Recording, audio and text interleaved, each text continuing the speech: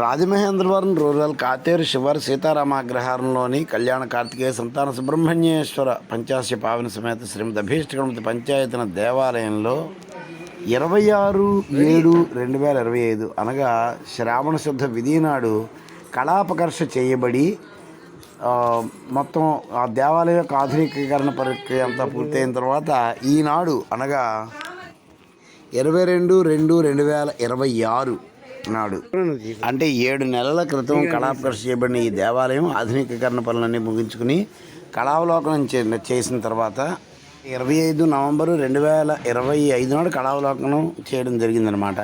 అంటే సుబ్రహ్మణ్య షష్ఠికి ముందు రోజు.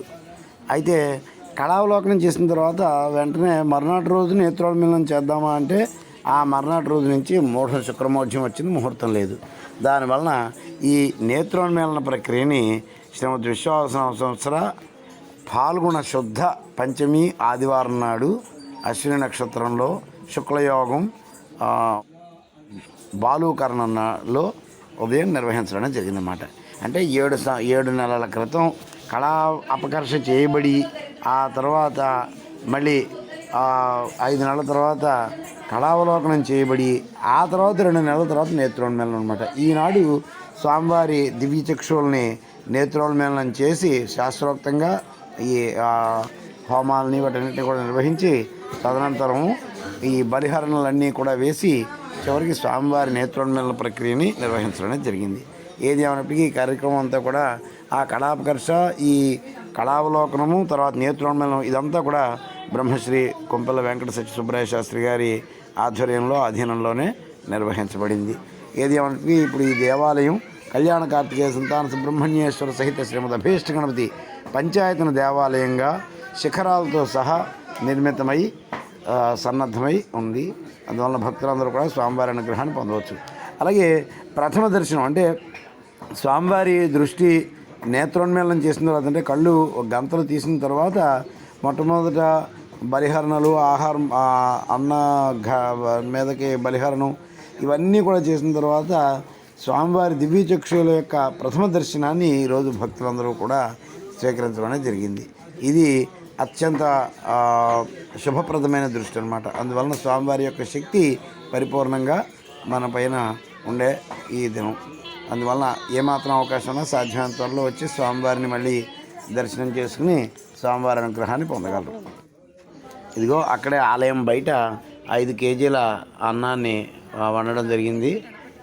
అయితే దురదృష్టం ఏంటంటే ఎవరు బయట వాళ్ళు ఎక్కువగా రాకపోవడం. మా అన్నయ్య గారు, భార్య, అదే వదిన గారు, నేను, మా కుటుంబం తప్ప ఇంకా ప్రత్యేకంగా ఎవరు అంత ఉత్సాహంగా పాల్గొనడానికి రాలేదు.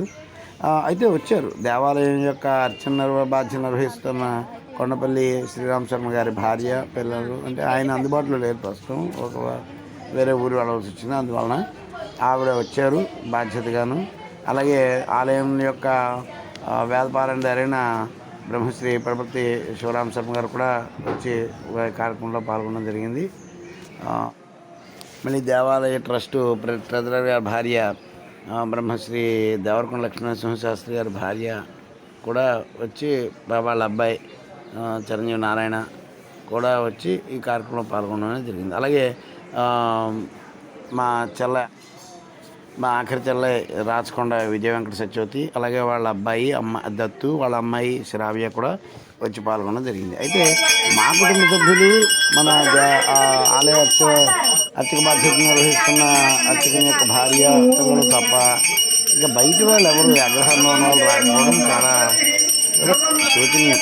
మన దగ్గర స్వామివారి అనుగ్రహ దృష్టి కావాలి అని కోరుకున్నారు ఎవరైతే ఉన్నారో వాళ్ళందరూ వచ్చారు. స్వామివారితో పెద్ద అవసరం లేదు అనుకున్నారు, మేము ఆయన అనుగ్రహంతో పెద్ద పని లేదు అనుకున్నారు. వచ్చిన వాళ్ళందరికీ స్వామివారి అనుగ్రహం కలుగుతుంది ఖచ్చితంగాను. అంటే రాని వాళ్ళకి కలగదని కాదు, రాని వాళ్ళకు కూడా స్వామివారి అనుగ్రహం కలిగి సద్బుద్ధి కలగాలని, అవకాశం కలిగి స్వామివారి దర్శనం చేసుకునే యోగం కలిగి తద్వారా వారి యొక్క అభీష్టములు కూడా నెరవేరగలమని ఆకాంక్షించడం. సర్వేభ్య కళ్యాణ కార్తికేయ సంతాన సుబ్రహ్మణ్యేశ్వర సహిత శ్రీమద్ అభీష్టగణపతి పంచాయతన మూర్తులు వచ్చేస్తుంది.